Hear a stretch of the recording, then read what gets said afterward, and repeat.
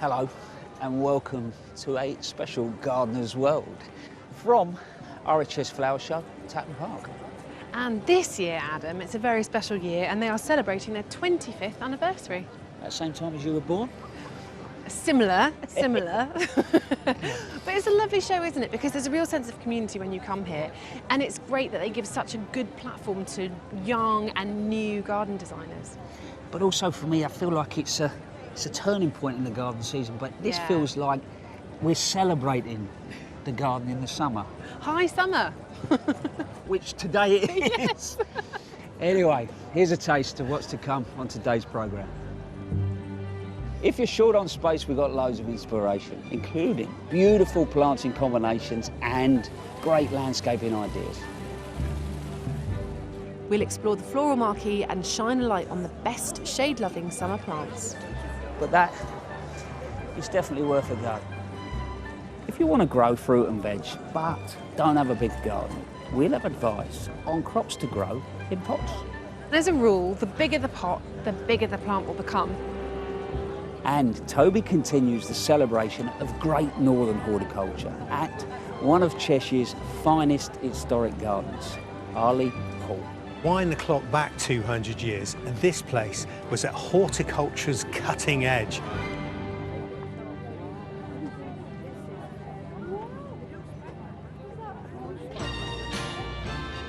Tatton is certainly celebrating its 25th anniversary in style this year. As well as all the usual treats in the floral marquee, there are show-stopping floristry displays and masterclasses in the flower school. Plenty of hands-on activities for kids to get involved. Horticultural tips and advice from an all-star lineup. And, of course, the show garden.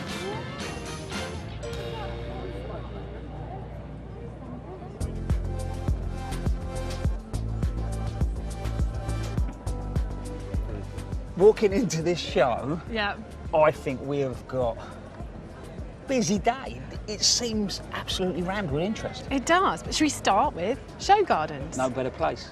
What do we have here? Go on. No, it's quite traditional. I like that.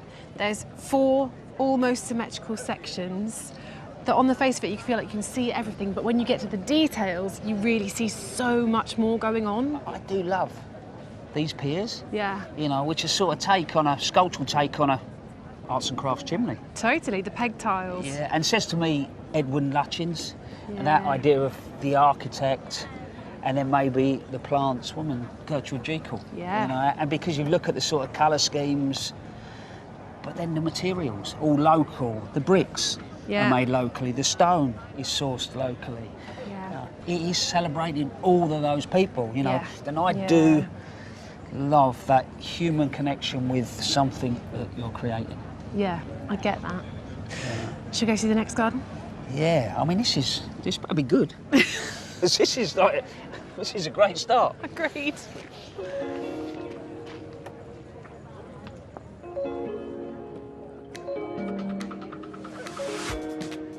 The first word that comes to mind walking in here is elegance. I think sometimes when we're creating gardens, we forget that tone can be set.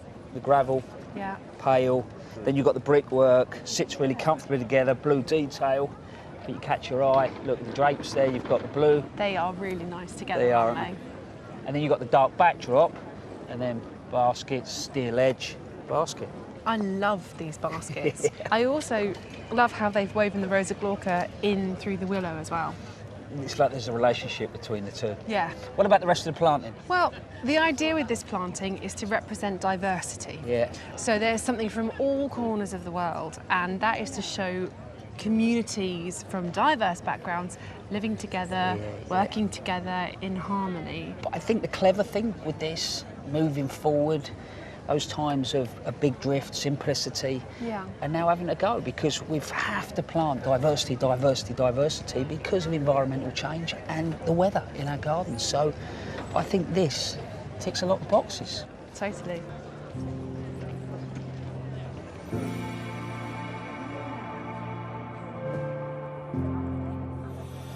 This has been designed and created for people that have been victims of crime. That's really interesting. You can feel that though, can't you? And it's very thoughtful with the way that they're seating all around the place. It's non-confrontational. I do like the little bit of cheer in the yellow of the Achillea in that corner. Everything else is very, very on one palette. And then there's a punch of yellow. I like that. But also I like it because these lovely Cercidophyllums, which happen to be my favourite tree. They can't be your favourite tree. Why can't they be my favourite? Because they're my favourite tree. Are they really? They are my favourite tree, yeah. I like these as well. They start as a solid block up there, look, and then they just start to sort of pepper their way through the space. Oh yeah, I hadn't noticed that. It's nice, isn't it? Yeah. And then you sit down and these are nice. That's quite nice as well. It is nice. Can we just stay here? I think we should. Yeah.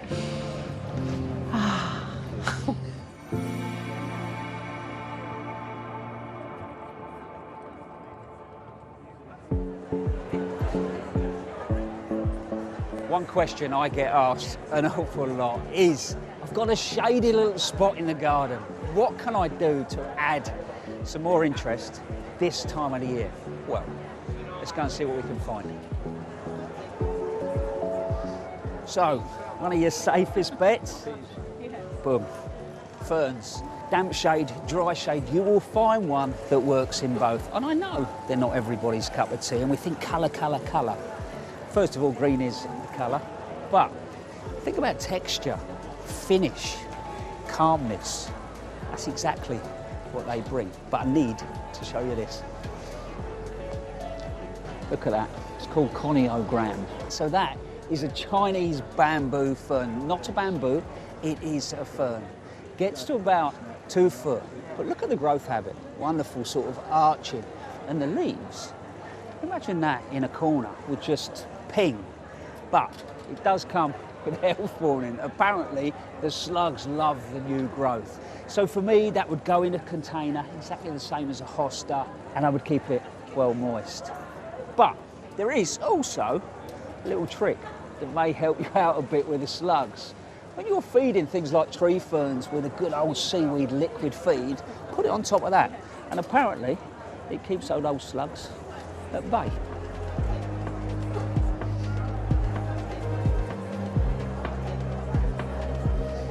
I'm going to talk a little bit about dry shade now. And in reality, an awful lot of the plants that love dry shade and flower do their work in the spring.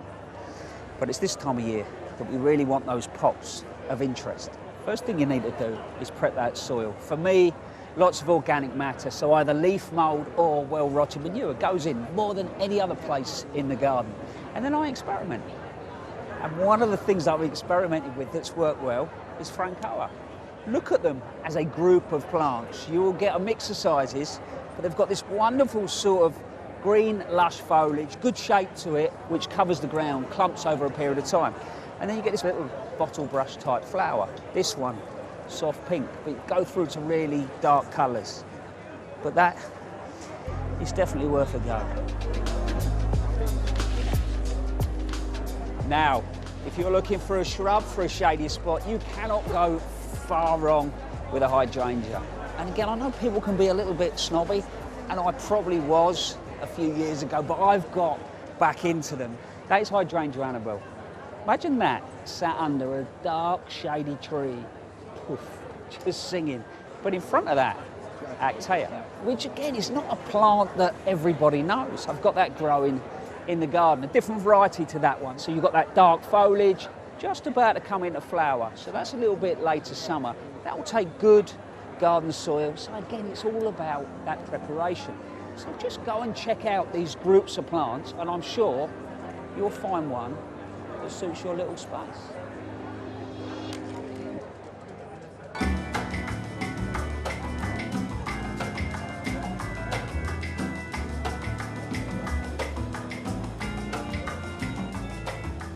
This year's master growers are Robinson Seeds, and they are known for their mammoth fruit and veg.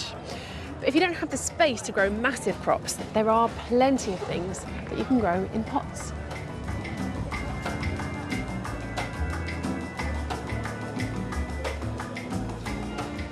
Tomatoes and chilies are plants that we often grow in pots, and as a general rule, the bigger the container, the bigger the plant. Just look at this beautiful chili in a really lovely big pot. But you have to remember that when you have a plant in a pot, you have to provide all of its nutrient and a lot of its water, whereas in the ground it can find its own little bit. So watering them regularly, but also with a fruiting plant about once a week when they're beginning to start fruiting, feed them with a high potash feed in with the water, and that will really help to keep them healthy. If you do have a pot and you want to grow a tomato, then look for the word patio in the name of the variety, because that gives you a clue that it'll be very, very happy in a container.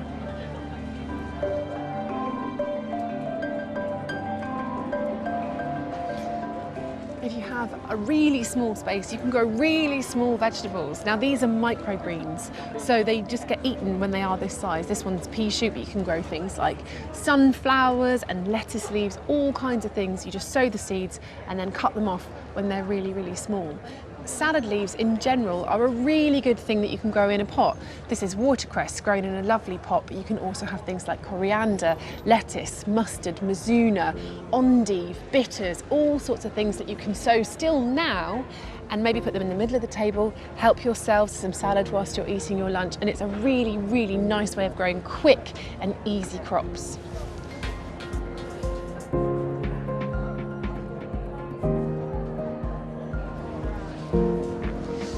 There are some crops that will really benefit from being grown in containers. Blueberries is the prime example. They like an acidic soil. So if you don't have acidic soil in the garden, buy an ericaceous compost, stick it in a pot, and then you can grow a blueberry. Now carrots are another crop that have quite specific soil requirements. They don't like stony soil and they don't like a heavy clay soil because those roots hit obstacles and can't break through to get really lovely healthy carrots. So instead, a nice deep pot full of peat-free compost will give them the conditions that they need to grow nice deep tap roots, which of course is the bit that you eat.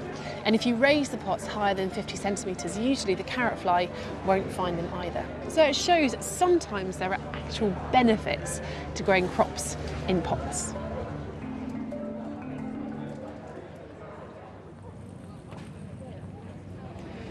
Growing plants and produce not only looks good and tastes great, but can be an activity that really brings people together. Now, a couple of weeks ago, we caught up with Christine Leung, who is a community group leader from Liverpool, who has designed and built one of the terrace gardens here at the show, with a little help from her friends.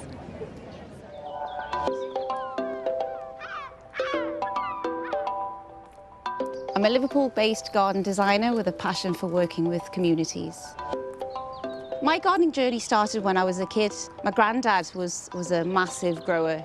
He came from China, so because English wasn't his first language, in order to break barriers, he'd just kind of give neighbours some extra food that he grew. There's so many growers in Bootle who were just growing and sharing, and that's what is so inviting about these community gardens.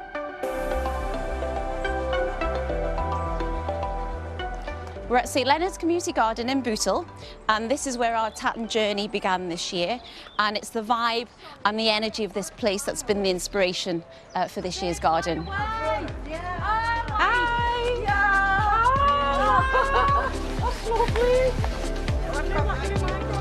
Very proud. It's the first time we've done garlic, so we'll do it again in the future. First time we've done it. Great. There's a real sense of community when you see people sharing things that they've created, you know, and it doesn't cost them much. It's just about will, and it's about good spirit, really, and generosity.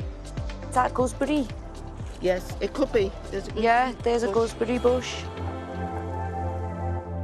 So this year at Tatton, we're doing a kitchen-based garden, lots of edible mixed planting. The garden's called Glean. So it implies that you can go and glean little bits every day.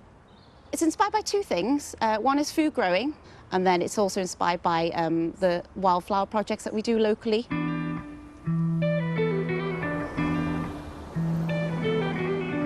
So this is a street corner that was once quite a popular fly tipping area, and we've ended up putting in a small wildflower meadow, which is sown on rubble and Mersey grit. And this is year 3 of flowering. As you can see, it's really thriving with wild carrot, oxeye daisy, and some Viper's bugloss. There's a lovely bee. And yeah, in an area that would otherwise just be tarmacked and full of, you know, just litter swirling around quite often. So because this has worked so well, it's influenced kind of part of the design. Greening up the grey streets is, for me, a real joy because you're working with people who it matters to. I know there's loads of strawberries. They need eating now. They do. Do you want to pick some? I should get the kids in. Get the kids in after school. They'll have them. No one has gardens round here. We all have yards and that. And the space for learning, isn't it? And growing. I really love working with communities because you never know what's going to happen. And I do it because it's really good fun. Let's eat a leaf. Go on. I like the look of that one. No, it's an edible. It's an edible flower. It's not strong tasted. I'm eating things I never knew I'd eat. Go for it. Next thing go. And At Tatton, we're going to have a 6x4 metre garden. It's an urban kind of garden, and it's downsized for the show garden, but in the long term, the legacy of it will be a bigger garden in a community allotment. At the front of the garden, there's a rubble meadow that's sown with wildflowers, and it kind of reflects the work that we've been doing in the Merseyside area. The design is for a young, sustainably conscious couple, inspired by this community garden. And we love that we've always just planted in a very wild, kind of self-seeding manner, because that's how we get cheap plants. The majority of the plants for this garden are grown by community volunteers in and around Bootle and Merseyside. For us, it's all about engaging volunteers and giving them that extra experience. So doing a project like a Tatton Show Garden really brings a bit of pressure to them, which is good. You know, it's a bit of fun, a bit of teamwork. And with it being community-led, they get to put ideas forward, they get to propagate plants, and they get to see those plants there, and they're judged and they're given medals, you know, so it's a really exciting project to be part of. But then you've always got the stressful bit is, are our homegrown flowers as good as the nursery ones? When you look round and you've got people either side of you, you know, with their exhibition, it's fantastic. And they're all sort of perfectionists, you know. Some of them have been doing it for years, and they really are. And we're not, as you call perfectionists. We're just a group of people that love gardening and do our best to for Christine. I'm feeling really stressed about all of it. But you'll be all right. These gardens are about people. They always have to go somewhere at the end, so you have to bear that in mind for the design. So the fact that we've got a community space for it to go to is brilliant, and it's their space that matters to them. So the Tatton garden, with it being a food garden, is going to end up after the show at a community allotment, which we've only just started building in Bootle. Greening up kind of the grey areas of cities is really exciting because it just looks really good, doesn't it?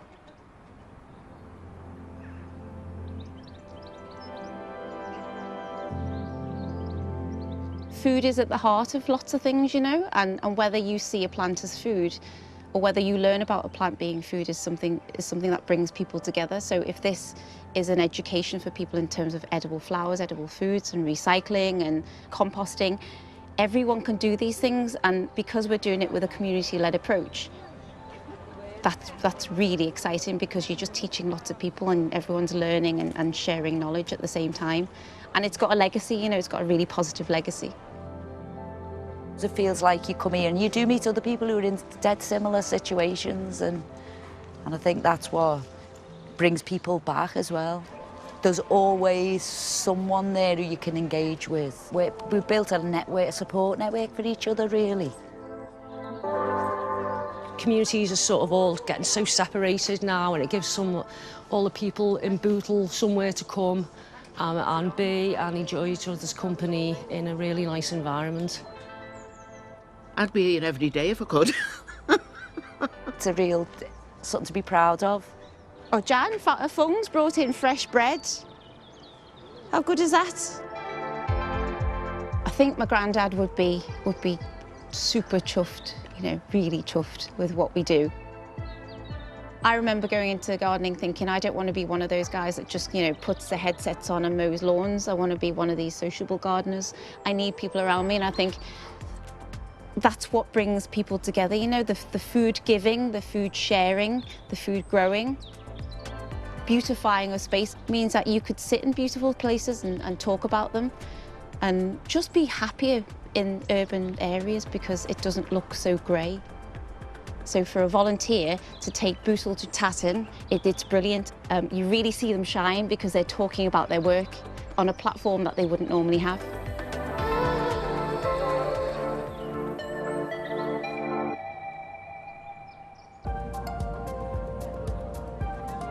Well, Christine, you're here, you made it.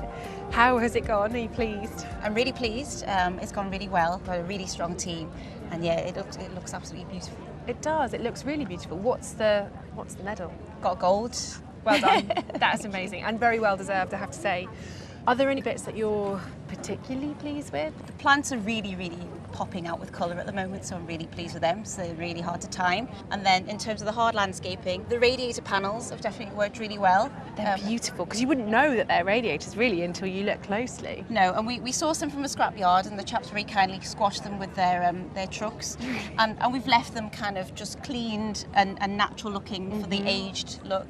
And the cast iron radiators, a water butt, and an old filing cabinet as a reservoir. That's really cool. So what, that tap at the bottom would open up and then you could fill your watering can? Yeah. That's such a good idea. Creating a show garden at a major RHS flower show is not something that everyone gets to try in their lifetime. How have your volunteers found that?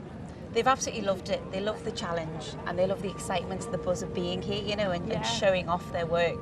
Well, good luck with the rest of the show, and I am sure that when this garden is in its final allotment, it's going to continue to educate and inspire a whole new community of growers. Thank you.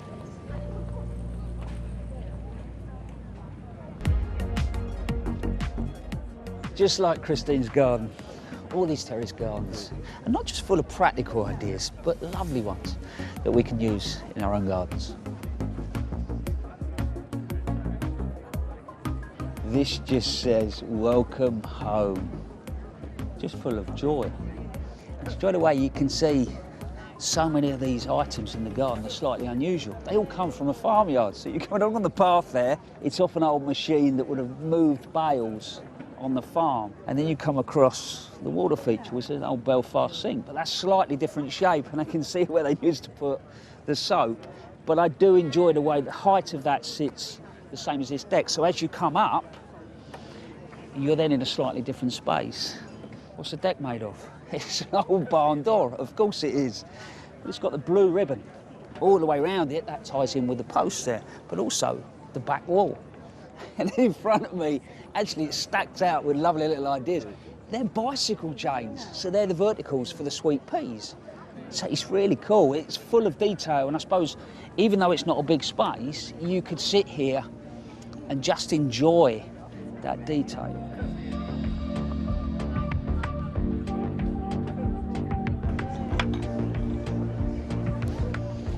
I've now arrived in the Derbyshire Peak District. You instantly get that sense of place, and I think if you can create something that feels like it belongs, it becomes timeless. And what I like about this with the planting is it feels like it's just sort of blown over the wall. There's a lot of natives in here, but also plants that will self-seed. And I think going forward, climatic change, they're one group of plants that we need to go back and look at. And so things like evening primrose, the chicory, and then the verbascums. Anyway, enough about local stuff. Look at this. Someone here loves their orchids. It shows you in a small space, tiny little greenhouse. You could come out, couldn't you? You could have half an hour, spray your orchids down. But I like the way that they're not just in here. There's little pockets around the garden, so your sort of house plants can just come out, have a little stretch, bit of a moment in the sun. But lastly, gardeners, think of everything. This is clever, because obviously your orchids are not going to want to be in boiling hot sun all day long. Look at this, eh? They've even got blinds. Tiny little magnets all around the top, and then you can put the blinds up and take them down. Clever.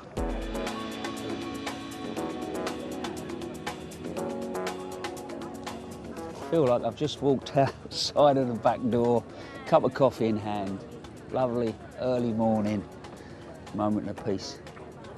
This feels good. I suppose brave bit of design, it's broken into two spaces. The first area feels light and airy. I think first of all that gravel lightens everything up. If you imagine the brick came all the way through, that would be dark, the corten would be dark, the mood would change. You've got the birch sat in the corner, light, airy, the grasses work their way through, they give a moment of peace, they play with light, they can give movement. And then, later on in the day, you could walk to the back of the garden. This arch is quite bold and heavy, and you might think that it was overpowering, but it's not, because that material gets picked up and it carries all the way around you, creating this raised bed. So, once you sit yourself down, you feel slightly protected, you feel safe. And then you look at the planting, that's why the mood's changed. It's quite calm. So you've got the ferns in there, so there's quite a lot of green. There's the creams of the hydrangeas and the anemones.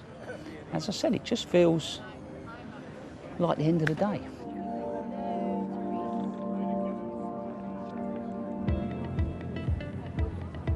One of the best things about coming to these shows is we all get to see what people are buying to take back to their gardens at home. Gone for a couple of salvias.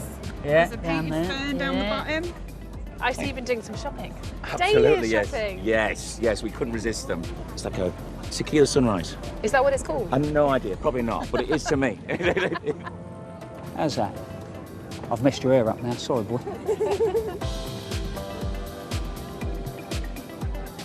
This is a phalictrum, by the way, and they die right back in the winter, so just chop it back and then it will regrow again in the next year. Fantastic, thank you very much. Enjoy, enjoy. What are you thinking? Their colours work nice together, don't they? And then they'll self-seed really nicely. Yeah. You know what you're meant to do at this point? Agree. Just nod. Yeah, good lad, good lad. You guys look like you're walking with purpose. Are you doing more shopping, or We have to keep going back to the car to offload? Yeah, so there's more than just this? Yeah. Are you paying? Here you go. All right then, come on. I love the orange and the purple. I'm just doing exactly the same with my garden at the moment. Wish I could switch with you. Yes, do. Keep on relaxing. Who's this? Bentley. Bentley. How old's Bentley? Because I can't have the car. Yeah, exactly.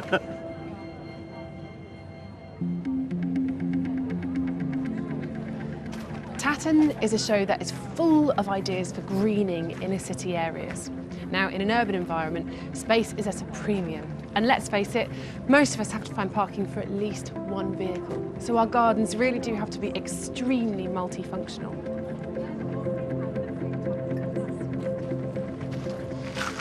Now, putting all of that concrete and tarmac into our towns and cities creates something called the urban heat island effect, which is basically where towns are much hotter than our countryside. But we can cool things down by adding greenery, and that, of course, means plants. Now, this is called the Ginnell Garden, and it's the alleyway in between terraced houses, and this one has been filled with plants, raised beds and pots, and it's just really lovely. It shows it can be biodiverse in cities and create wildlife corridors, but also it's a lovely communal space. You can come out here, you can meet your neighbours and grow produce. There are lots of fruit trees in these raised beds, so you can eat your way along the alleyway too.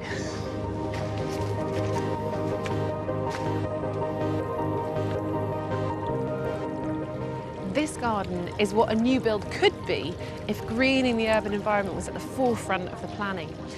The hard landscaping itself features lots of very green ideas, so there's water everywhere, and in all of that water there are little ramps for animals to escape if they fall in. The bench is also a gabion full of slate, so that's fantastic insect habitat, as well as these upright wooden posts which have holes drilled in for solitary bees. The flower beds themselves are filled with pollinator-friendly plants, and I can see bees buzzing around them all over the place.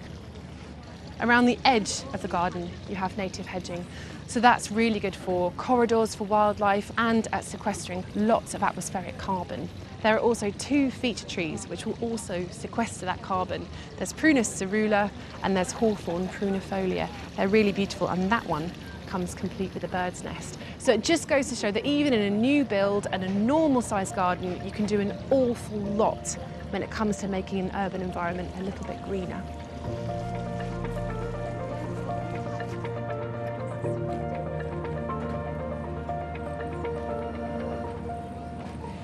When it comes to our front gardens, in the UK we have been paving over them at a rapid rate. According to RHS research, 15 million square miles have been turned from green to grey in the last 20 years. And that means that all the rain that falls runs off and doesn't drain away with us polluted water or going into the drains and overwhelming the system, which causes flooding further down the line. Now this garden offers some really interesting solutions to that problem. It's a front garden where you can park your car and still not flood the system, and there are two versions. One is all the high-tech, high-spec, modern technology, and one is made from reclaimed materials and done in a more of a DIY style, but they both do the same thing. And it uses all sorts of clever methods, so free draining ground, but also capturing water wherever it lands on roofs. And the whole idea is sustainable urban drainage systems which keep water on site. Another really nice thing about this garden is that that water that's captured through the drain system comes out in a lovely rain garden, which is a bed filled with plants that can cope with periodic flooding, and it looks really fantastic, as well as utilising that water. So there are all sorts of ways you can have a car parked and still have a beautiful, sustainable, biodiverse and hopefully unflooded garden.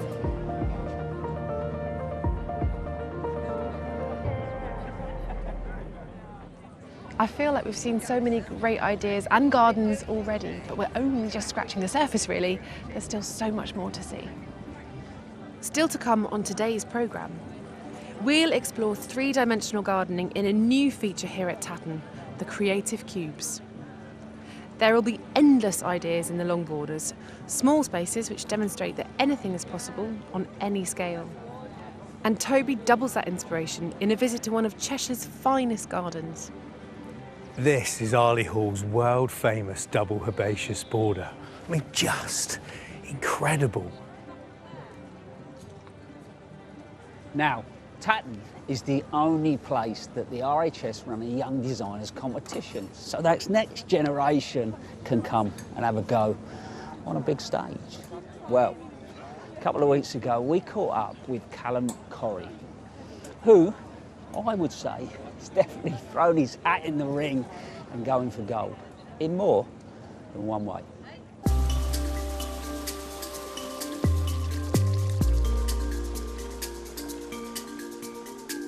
One of the best things in life is just having a nice walk around the garden. There's so many great gardens here in the northwest. It is brilliant to go out and look for them all. Start to get you like inspired, and you start to think like what you can do in like my own garden, in other people's gardens, and it just makes the weekend. It's very relaxing. I love every second of it. But then there's also another side of my life which is a bit more crazy. By day, I'm Callum Corrie, the garden designer, but by night, I'm known as Sandy Beach, semi-pro wrestler. Right now, with both my passions, I am in the fight of my life. As well as wrestling for the Grand Pro Wrestling Championship, I'll be going full out for the gold for the young designer category at this year's Tatton Park Flower Show. The young designer category is quite a prestigious category to be in. I'm 26, I feel very lucky to be one of the 2 designers this year. I just get so excited to wake up and just get here. I could be a little bit of an underdog, I guess, but I think I've got a bit of fighting pedigree in me. Last year I did a long border, which I achieved a gold for. So I feel like I've got a good idea of what the judges and the public are looking for in a show garden now. I feel like I've got it handled, just like the wrestling. I'm always one of the smallest guys there, but I feel like I have it handled. A design this year is a mixture of a wildlife-friendly garden and an entertaining space. I'd say it was the garden I'd wanted if I had my own home. I might also have a couple of football nets. We had a wrestling ring, yeah. We're midway point in the build. Yeah, 7 days have gone and we've got 7 days left. We need a lot more grass in this section, don't we? No, I think we want some of them in. Yeah, that might be nice. That's Becky, who's my partner. Got family, friends and everything like that. I couldn't do it without everybody's help, so it's been going really well. Along the back, we've got all sorts of shady planting. We've got different types of ferns. And as we're coming along the front of the garden, we're going to slowly start merging into sunny planting. This is Liatris. This is the only flower that I know of myself that starts flowering at the top and works its way down to the bottom. And normally they start at the bottom and work their way up to the top. I might be wrong there, but if anyone knows anything different, let me know. But this is one of my favourites. It's just amazing. It's like a really fluffy flower. The bees absolutely love this, and I'm hoping to be fully in flower for the show. I started gardening when I was 16, and it was just more of a job to like help me with my wrestling. I did my level 2 RHS in horticulture, which was brilliant, and as time gone on, I absolutely love it. And it's literally wrestling and gardening. They're just neck and neck in my two passions. I love them to bits. Maybe gardening is winning at the minute, but maybe I can't let people in wrestling hear that. But yeah, it is winning at the minute. And we're getting there. It's all starting to tie together. I want people to know gardening's cool. Like, it is such a cool thing. Like, some of the coolest people I know are gardeners. I've actually read a study recently where 1 in 8 18 to 30-year-olds think gardening is cool, and more than half would rather go to a garden centre than a nightclub. And I definitely would. I mean, I don't mind a night out every now and again, but I couldn't do it every weekend. But I could go to a garden centre every weekend, and probably every day if I could.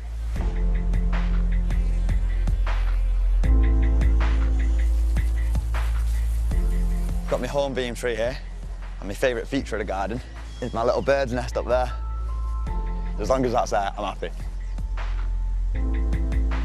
I've chosen the plants specially for wildlife. This is Achillea terracotta. It's brilliant for hoverflies. It's a lovely pastel orange, and I've chosen this because it bounces well off the rust of the steel bench. So when it's dotted around the garden, the orange will like echo all around it, and it will tie all the garden together. I've actually got a bee on my vest there. Probably thinks I'm a flower.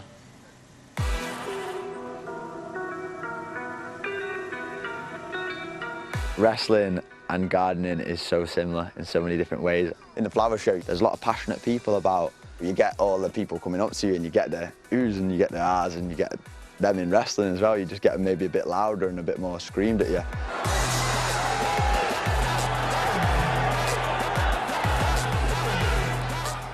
When you walk through a garden, it does tell a story. The drama of the whole thing, I'm like, oh, that's amazing. And you could be seeing a rose in early summer. That's your statement plants, and that's, bam, that's hitting you right in the face. In wrestling, that might be a body slam, bam. The teasel, that'd be like something that I'd maybe stun somebody with and maybe get them a bit wobbly. It's just such a striking structural plant. The crabapple is my finishing move. It's got flowers in the spring for pollinators, and then it gets its berries, so all the birds can eat the berries. That packs a lot of punch. It's just beautiful.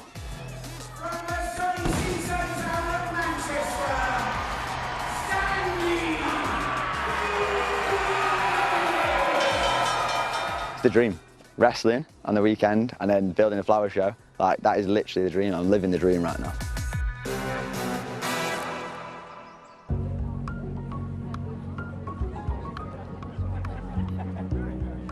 Mr. Sandy Beach, if I'm a wrestler, am I good or bad? You've got to be a baddie, you, haven't you? You've got to be a baddie. I think it's sort of name-wise, Frosty Morning, what do you reckon? And I could walk on and give you one of them stares.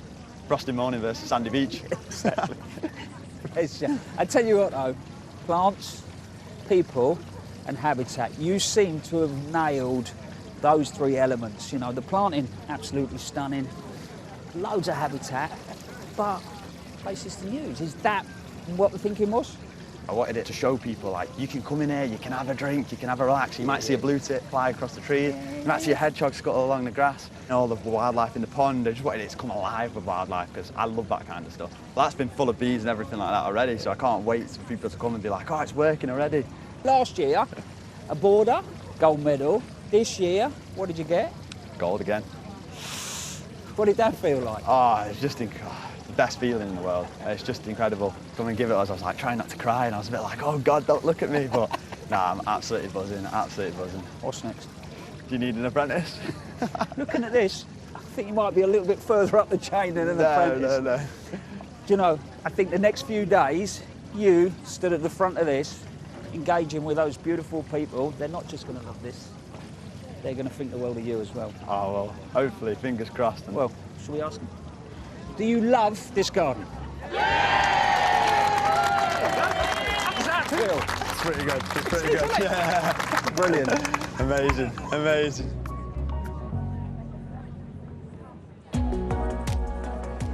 The other young designer this year is Ashley Aylett, and her garden champions British native trees.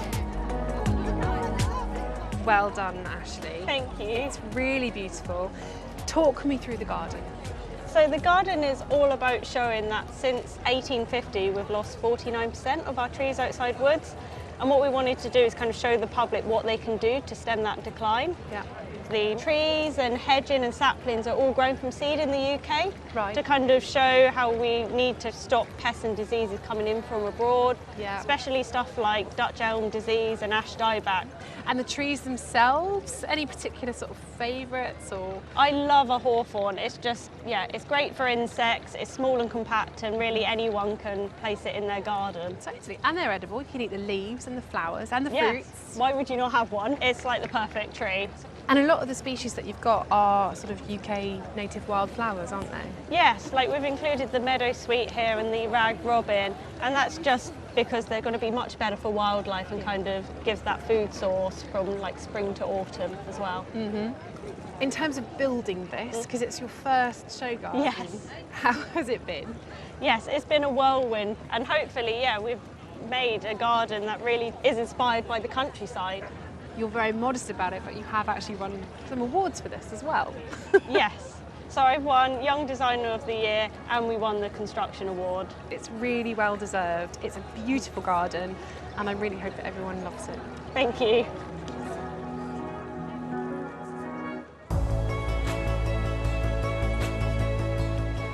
The long borders here at Tatton prove you do not need a lot of space to be creative. The theme this year is Make a Statement, and they definitely do that. This border has got a really strong theme. It's all about upcycling. Imagine you go into an old garden and you see it's full of rubbish. What do? We tend to clear it away, throw it in a skip and dispose of it. Where they're saying no, put it to one side, have a sift through. Can you reuse it? And they do really well here. You've got the gabion walls that go through the centre of the space. They double up as seats, but they also divide the area, so you've got planting on both sides. They're full of old concrete, broken bricks, sand, and then they're planted on top, things like sedums and thymes. And we come to the planting, you've got things like Nepetas, deal with those dry conditions. The Agastache, that will bring in the pollinators. And things like the verbena there, that even if there is a really bad winter, they'll seed around and then regenerate. So I think all in all, this really does do what it says it wants to.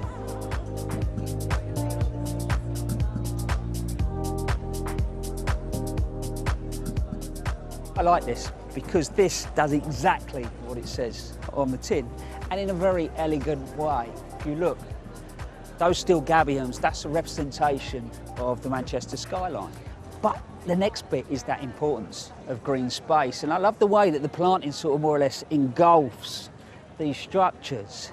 And I think there's a really good idea here that we can all take home, and it's all about flower shapes. We all love colour, but when you go down the garden centre, see how many different shapes you can pick. Look, salvias, eryngiums, campanulas, achilleas, all those different shapes put together create all these different relationships and contrasts.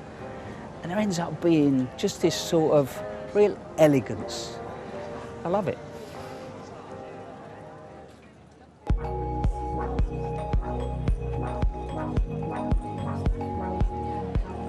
This border is all about pollinators.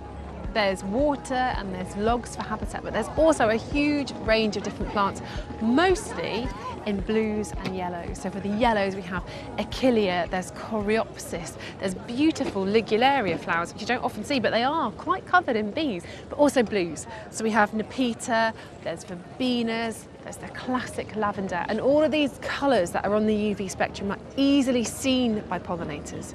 There's also quite a lot of white flowers, and they'll be perfect for the nighttime pollinators, like the moths.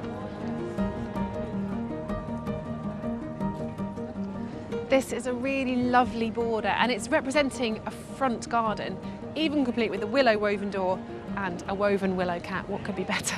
This garden has a small bit of paving which is completely permeable, so any rain that lands on it will drain away, and the rest of the garden is filled with plants. There's also water storage, which doubles up as a wildlife pond with the rocks piled up against it, and the whole thing is to inspire people to create green wildlife corridors in urban spaces.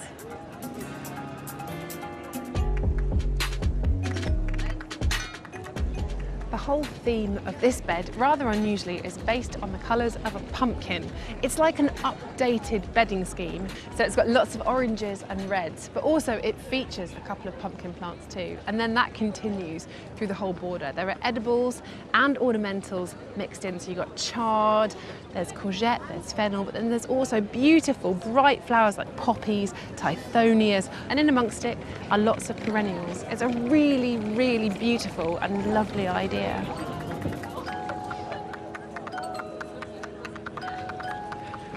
When it comes to impressive borders, Toby recently visited a garden that pretty much wrote the rule book. A few miles west of Tatton Park, across the hustle and bustle of the M6, is this place, 15th century Arley Hall. It's steeped in history and surrounded by 12 acres of woodland and stunning formal gardens.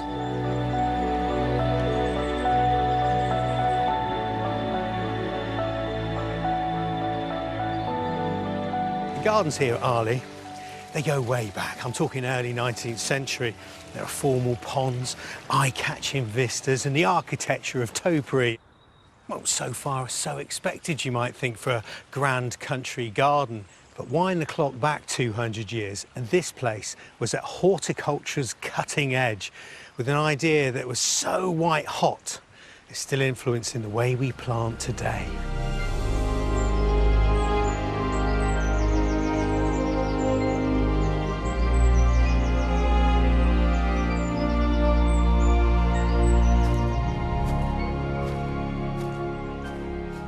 This is Arley Hall's world-famous double herbaceous border. I mean, just incredible. It's world-famous for a reason, because it was the first of its kind in the UK, possibly the world. When it was set out 200 years ago, the idea of using herbaceous perennials, things like delphiniums and cranesbill geraniums that die down to their roots in winter and then come up and flower every summer, I mean, it was completely avant-garde. Even clustering them together in the border was a new thing, never mind having two together. So this design wasn't just brave, it was mind-blowing.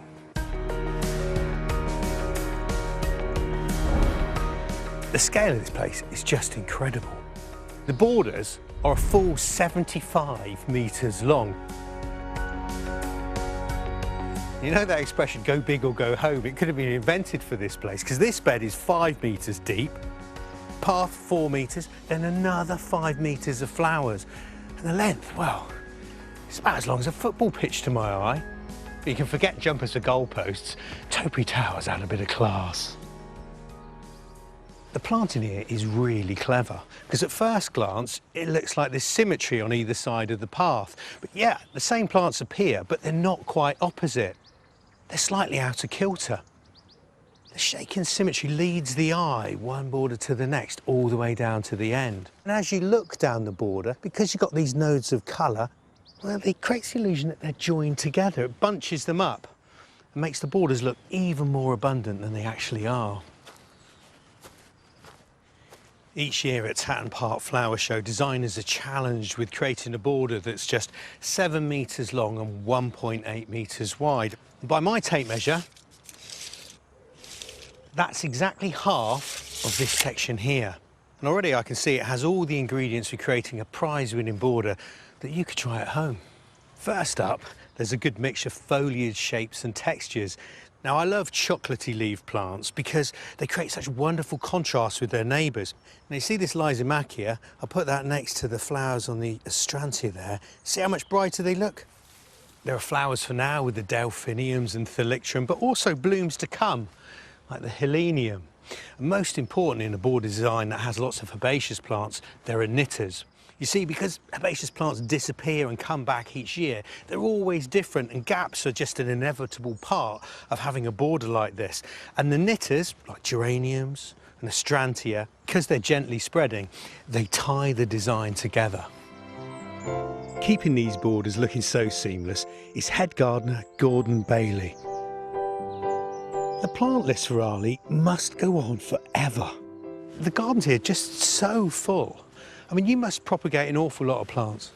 We grow something like 45 to 50,000 plants a year for our own use. And is the idea that you're packing the borders full, obviously for display, but is there any benefits to that? Does it keep down the weeds? Well, definitely, if you can keep the ground covered, then it definitely suppresses the weeds. That's a big advantage for us. But it's really for the colour of the flowers that we're doing it. One of the things I have to say that I really admire about your garden style is you haven't just gone with the successful plants, because you know how this can be. You get a plant that does really well, it can start appearing everywhere. You curate this beautifully, everywhere looks distinct. Do that on purpose. We don't want to see the same plants repeated all the way around the garden. So in here we've got verbascums. They're also allowed in the herbaceous border, but we don't allow them anywhere else in the garden. If they start to appear in the next area of garden, we rogue them out. I mean, for anyone gardening, that's such a good tip, because you can end up with a garden of survivors, can't you? Yes, yes. It's so easy to propagate the easy stuff. Yeah. It's more challenging to work with the difficult things, so that's what we like to do. We like to push ourselves. And balance is everything in the herbaceous borders. Absolutely, yes. Just keeping the scale and the colours and the textures of the foliage and everything together. It's all got to be taken into account when you're doing it. Do you have a plan for where they all go, or do you just sort of, I suppose, evolve the borders every year? The border really evolves. We keep a record of what's where, so we know what it is, and then on that record we make notes as to what we're going to move. Yeah. Then we'll shift them around in the autumn-winter period, and then take another note again, and then start afresh the next year. So Gordon, you've been the custodian of these borders for 15 years. In that time you must have done an awful lot of staking. Oh yes, there's been a fair few have been put into the ground, yeah. I bet you got some good intel on how to do it. Do you want to show me what your method is? Yeah, of course I can.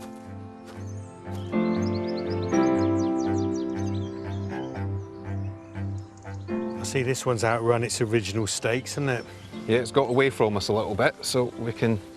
If you could hold that back for me there, I've got it. And I'll get some canes into the front of it. So the art of this is making it look like it hasn't been supported, right? Exactly. Yep, I don't want it to look like it's trussed up like a chicken. It wants to still have a bit of natural shape to it. I'm really noticing the heat off that wall. Does it make a difference to how the plants grow on this side of the grass path compared to the other? Makes a big difference to the plants whether they're on the south-facing wall side, which is 7 to 10 days ahead of the plants on the other side, which has got the hedge at the back of them. So we can use that to extend the interest from the plant groups by having them on the two different sides of the border. Anyone with a house wall, you could do a similar trick. Definitely, yep. I'm going to take the string round, I'm going to wind it round that cane. The old nurseryman's trick, twice around the cane stops the string sliding. It does. I'll swap you. There we go. You criticise my work anytime you like. Yeah, that's it. No, what I'm going to do now is I'm going to cut the cane down so that the plant can then actually have a bit more natural shape. Mm-hmm. And then these come in handy in the veg plot for marking the end of rows. Ah, I see. So they're not going to go to waste. Not single-use bamboo, I like it, Gordon. Yep, get used many times. I know it's a lot of work, Gordon, but you make it look effortless. Oh, thank you. That's what we're trying to do. We want to make it look as if it all just happened, almost as if by magic. But we know it doesn't. Oh, no. Definitely a lot of work goes into it. Genius.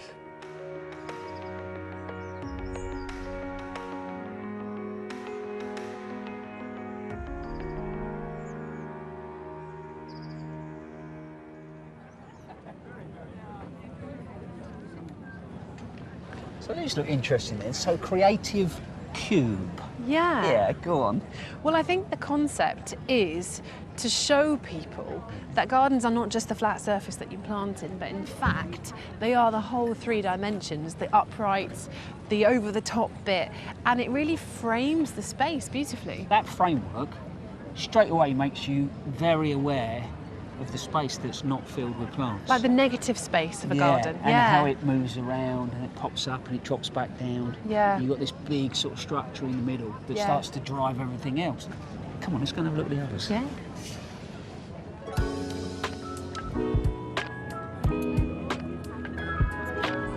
This is cool.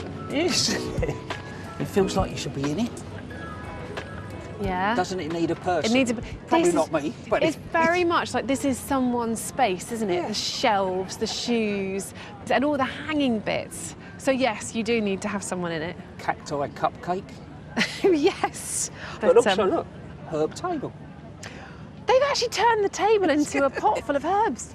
That's a really good idea. That would be great in a garden. That's really cool. Yeah. Let's do the next one before I get told off for being Yeah, that's in here. true. Come We on. might get shouted at. Let's go.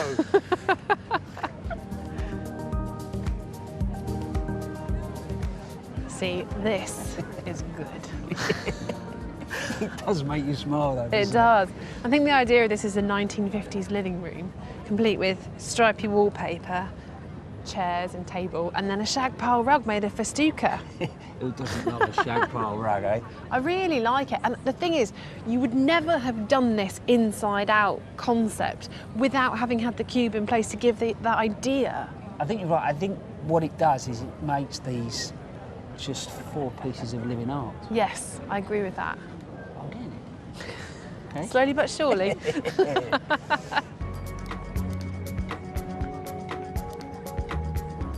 This I really love. Do you? I do. Because it is a near perfect piece of habitat. It's really lovely. And I've just noticed these bats that are made out of the same metal that the actual cube and the owl is made out of, that ties the whole thing together. Which gives so that. The cube stops just being a box around a garden and becomes a part of the garden. I think it would be a really good tool to teach people to design. This makes you very aware of where those voids are and how you can create balance. And I love the way they've all done something completely different within this small space. It just shows you what scope there is in any size garden. They really are just cool. Yeah. Love them. Yeah, agreed.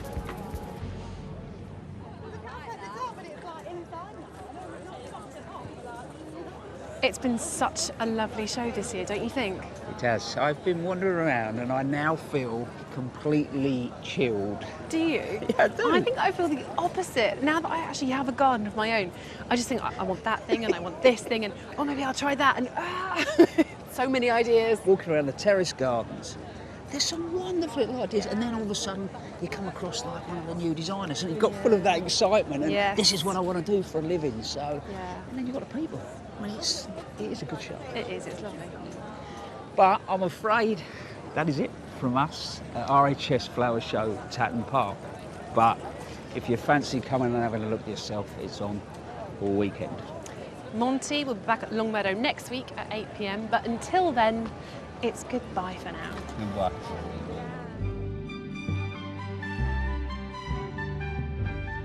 A lifetime of service, and what a gift. The maid is inheriting the castle. Press red for Storyville on BBC iPlayer.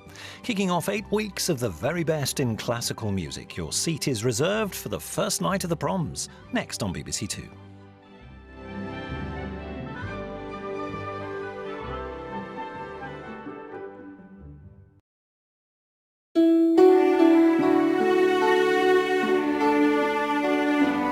Thank you.